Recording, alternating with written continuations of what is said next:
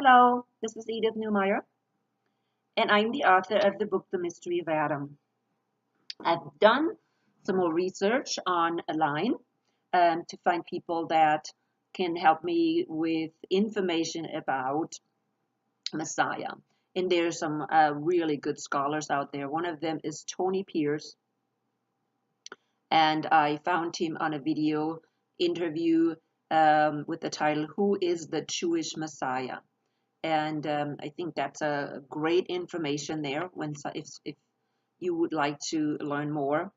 And then I found this really cool guy, okay, Dr. Michael Brown. Again, I had him on a debate with a rabbi Friday. Well, actually, the German name Freitag. So that's one thing, Friday, but it is Freitag. It's the German. He has a German name.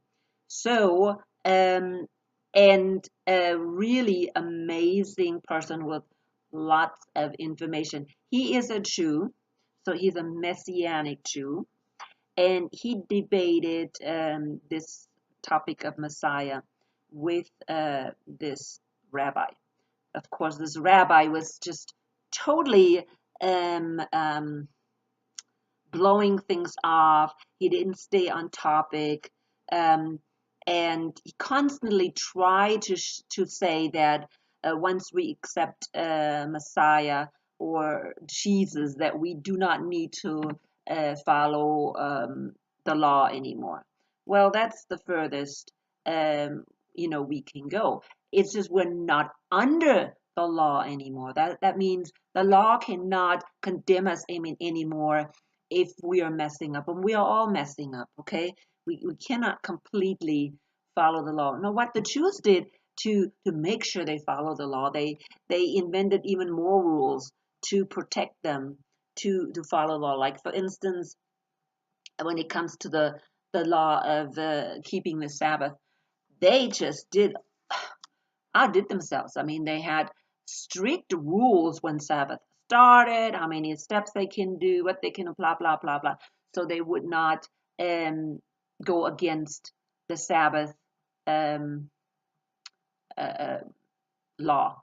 Okay? So, but that is not, Jesus came and said that is not what God wanted. The Sabbath is made for the human beings and not the other way around. And I mean, Jesus really made it clear that sometimes the Jews, or many times the Jews, just interpret the law totally wrong, not in the way that God intended it to be. The law is given for humankind for their benefit, and not that the human beings are given for the benefit of the law. And so, but this guy constantly went back, and well, we don't need the law, and we are justified by the law, and that's what he said. We're justified by the law, and yet, who can keep the law? Nobody. God says nobody. No, not one is just. I mean, the Old Testament said that we're not just. We're not just by the law. We're not God.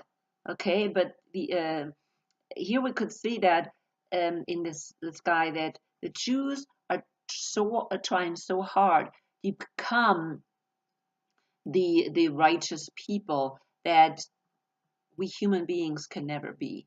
We always will depend on God and on His redemption and His grace. And when I read the Old Testament, when I read the prophets, for instance, Isaiah and Zechariah, I see that coming out constantly. That God says, "I am your redeemer. I will redeem you. I will be there for you. If you come back and you repent, I will be there for you." And that's the whole theme. But he wanted to build everything on his own merit, which was pretty sad. So my question then became, what happened? What happened to the Jews that they forsook um, God? And why in the world did they totally miss their Messiah? Okay, It's just, why in the world did they miss the Messiah? Why in the world? Well, we see it before Christ. When Christ came, the Jews already waited for Messiah. That's just the way it is. They waited for Messiah already.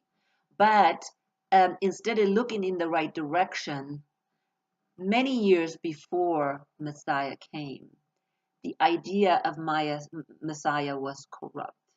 Okay? And it probably most likely, again, I knew that it started, I am sure, the minute they entered the Holy Land. They mess up not getting God's idea. When they strayed from God, I mean, the minute they stepped into the Holy Land, actually, the minute they stepped out of, Egypt, they messed up, okay? 40 years they had to walk around in the wilderness. Um, and the generation that came out of Egypt had to die. And of course, God and Moses thought, well, if that generation, wicked generation, and that stubborn generation dies, then at least we have a generation, that was brought up by Moses and Joshua, and they will be more dedicated, to God. But it didn't take long. I mean, Moses warned them before they entered the Holy Land. Moses warned them. He said, you know what? If you don't keep the commandments of God, then you will lose your right to be in that Holy Land. And but they didn't heed. They didn't listen to Moses. So they went to the Holy Land, and what happened? Well, they didn't look for God.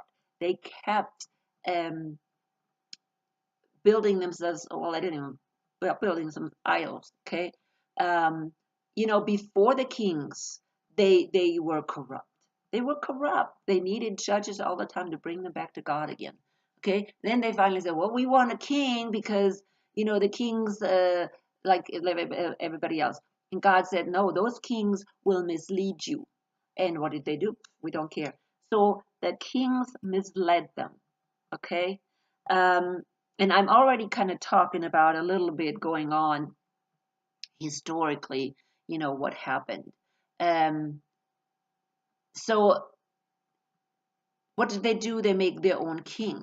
They were not interested in the king that God provided, because he said in the prophets, I will be your king. Okay, this hard time that the Jews went through, that's when their prophets came.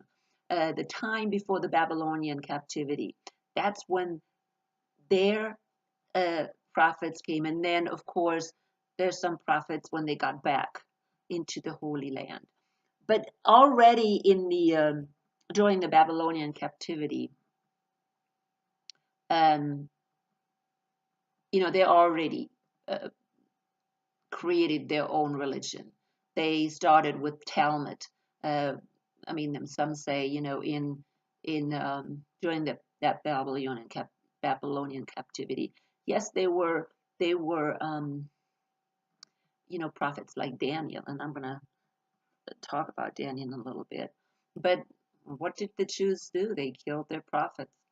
They didn't listen to their prophets, not one time. Did they listen to Jeremiah? Did they listen to Isaiah? Did they listen to any of the prophets? No, they killed them. I mean, they listened to their false prophets, and they had plenty of those. They didn't kill those. So we can see this. What went wrong? I'm thinking, what went wrong? How can they end up not seeing their Messiah? What is going on?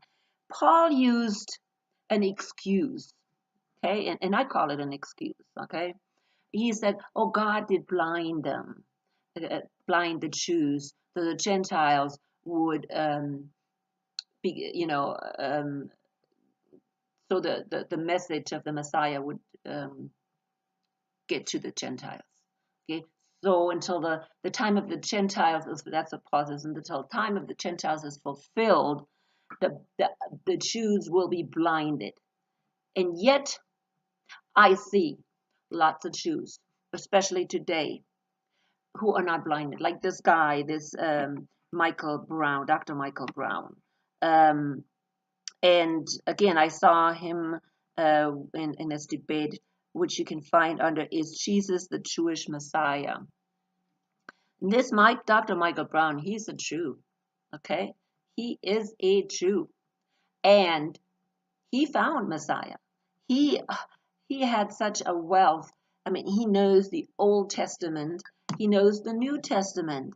He speaks Hebrew, or he knows Hebrew. So, man, and there are so many Jews today that have accepted um, the Messiah. They have accepted Jesus as their Messiah. So I don't see that as an excuse that God, closed their eyes until the time of the Gentiles fulfilled, because they have a chance right now. They did it to themselves. Okay, they can't blame God and be scot-free and say, oh, God blinded us. No, no. This blinding started happening a long time ago. And this blinding happened because they rejected not just Messiah, they rejected God altogether. Okay, they established and created their own um, uh, religion. It's almost like when the church started and the Roman Catholic Church took over and just totally messed up um, the Christian theology. This theology that about the church and the theology that Paul presented to us, um, it was totally messed up and replaced by this new church. And it was a replacement, okay, by this new church that had absolutely nothing to do with the true church, okay. And I believe a similar thing happened to the Jews, okay. You have Judaism, you had Moses giving them the law, and of course they went, oh, the law, right? We have to follow the law. They didn't understand it's a type, a way of living. Okay? Again, they put the law on a pedestal instead of putting God on a pedestal. And constantly God was screaming out to them, hey, I don't want sacrifices. I want your guys' heart. I want you guys to um, worship me, to follow me. I want to be your king. I want to be a redeemer. And the Jews constantly put up their own religion, just like the Roman Catholic Church did. They put up their own religion. Okay? And the worst part is, during both times, the people, the ordinary people, were misled by the false prophets, by the false leaders, by the false shepherds. And when Jesus came, he came, he came down very, very hard on these false shepherds. Okay, he just was extremely upset. Why? Because they replaced they replaced God with a system of doing things. They believe, the Jews, and still believe today, if they just do everything right, God will accept them. And that is not what is happening here. Okay? We cannot please God by anything we're doing. We are utterly wicked. That's what it is. Utterly wicked. And so we cannot save ourselves. That was the big thing in this debate with this Dr. Michael Brown and this Rabbi Freitag. This rabbi constantly went back into this works. Works, we're saved by works. Okay? What exactly the Roman Catholic Church did. We are saved by works. And that's not what God says. God always says, I am your Redeemer. Come back to me, repent, and I will forgive you. none of this, well, I'm going to make it on my own into heaven or to God. That just doesn't work. So, in because they had that kind of attitude, they could not see Messiah. They were blinded. Well, actually, most of them were blinded even during Jesus' time. Now, eventually, they're going to see him. Eventually, they're going to cry out for him. Okay, they will weep, just like, I don't have it right now, but it's either in Zechariah or in um, Zechariah maybe, where it says that they all will weep, okay, because they will realize that Jesus, or they will realize the Messiah, and they will mourn and cry, okay, and God Himself, I mean, He said, um, you know, that that they will be rescued or saved like everybody else, but they didn't want to see that. Again today, I mean, this Dr. Brown, he just saw it so clearly. Saw it so clearly that not it's this salvation is not just to the Jews, it is to the whole world. But through the Jews, the whole world is being blessed. Um, of course, through the seed, which is Messiah, not through all the Jews. Well, Jews as Hebrews, not all the Hebrews, but through the tribe of Judah, through Messiah. So I'm going to go back because one of the verses that I want to share, which is just really interesting, in Daniel 9, and I'm going to start with 25.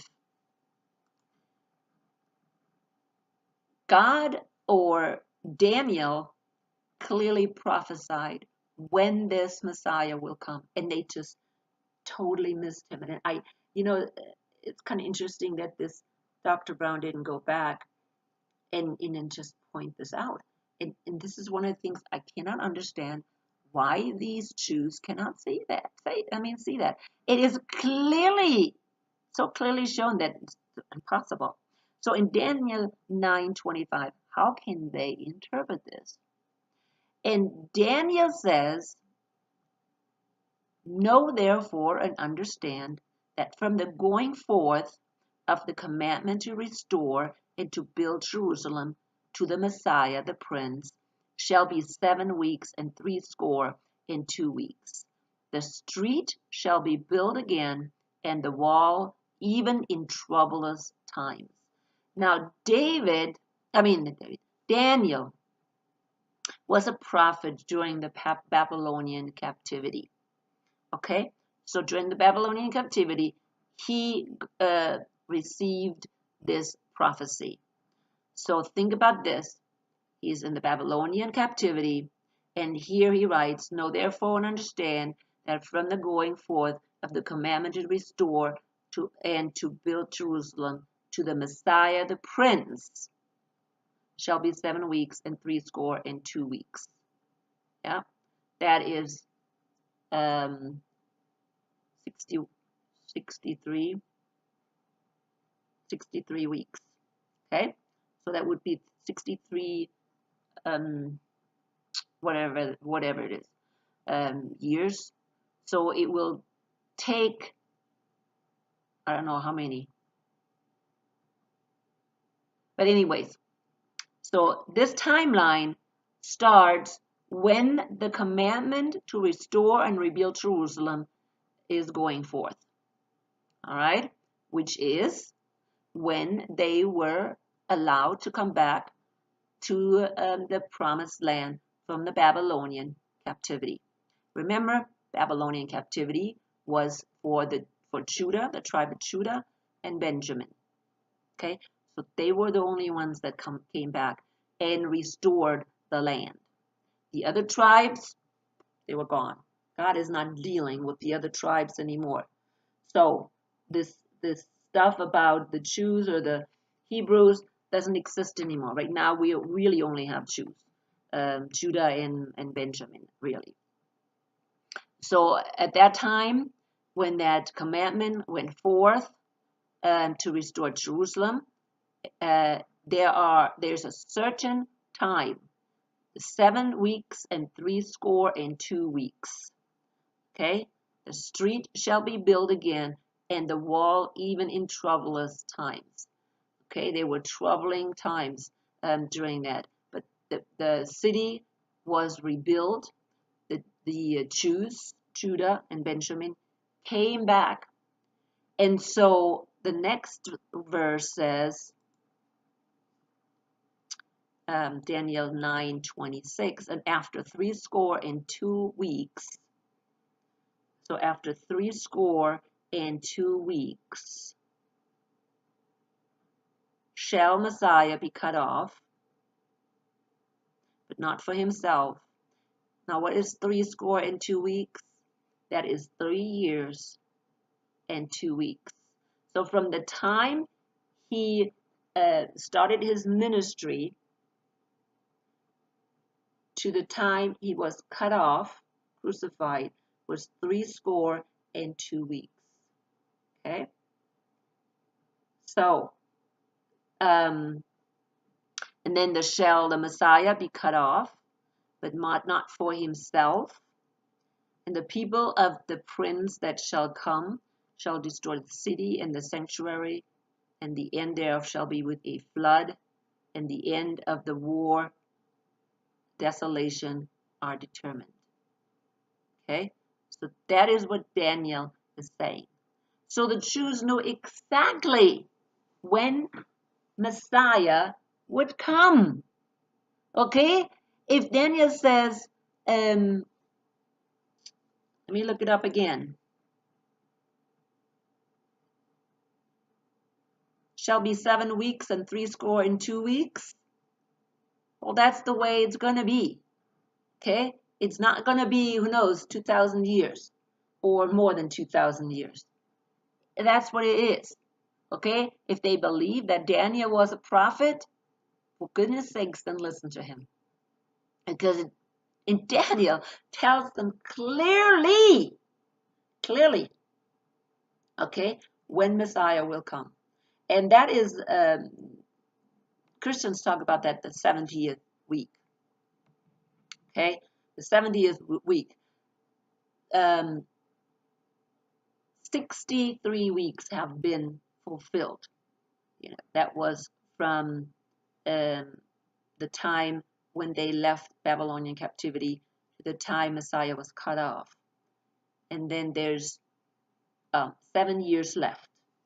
And I haven't done too many studies on that because sometimes I'm thinking they're talking about 3.5, after 3.5 years, 3.5 time that Messiah was cut off. It says, and after 62 weeks. So 62 weeks were already fulfilled as well.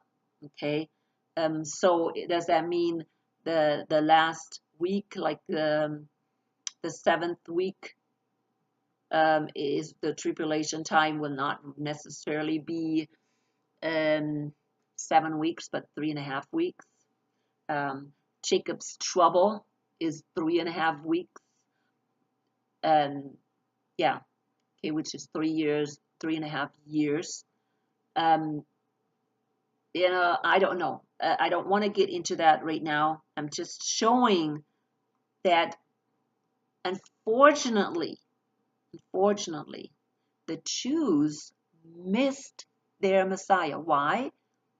Because they don't even listen to their own prophets. They don't even listen to their own prophets. I mean, Daniel should be very obvious that he's not coming after 2,000 years. Okay? Something should tell them. And then if there's already this much time passed, they should know, hey, there is so much time left. Okay, what is that time? is it 3.5 years or is it 7 years? Um, okay, I'm not going into the detail. That's something that maybe we can study and find out if that's something we're interested in. But clearly it's saying that Messiah will be cut off, not for his own, cut off. This, Dr. Bond said, this cut off means actually, or no, maybe the Tony Pierce said that this cut off is actually dying. Okay, he was killed, but not for himself. Of course, not for himself, because he was killed for us. Okay, because he was a perfect sacrifice, a perfect lamb. So, well, and I'm talking a lamb. See, this guy, um, this rabbi didn't understand that either. I guess that there's a sacrifice necessary for the forgiveness of sin. I don't know. So, of course, they haven't done it for 2,000 years. They haven't sacrificed a lamb for the sins, for the atonements of the people. So I don't know. Anyways, so this is Daniel. So read that again. That is Daniel 9, 25 and 26. So right there it tells you Messiah came already. Messiah came already. Yeah, he did not come the way the Jews expected him. And that's the big problem that we're having. And that problem is not created by God. That problem is because they rejected him. From the very beginning, they rejected God. They rejected God's plan from the beginning. Even David, a man of God, even David, who was really a man according to God. And at this point, I may even think that maybe when the Bible talks about David being a man of God, if that was not talking about really the Messiah too, because David, he was, yes, he did believe God, but still, he was a fallen man. He didn't do everything right. Oh my goodness, did he not do anything right? Um, so, and I will talk about him a little later. But this is just this is just very, very important to see this, and that's what I wanted to just talk about today. Again, look at Tony Pierce and Dr. Michael Brown. I want to do more studies with Dr. Michael Brown because I think he is just so knowledgeable.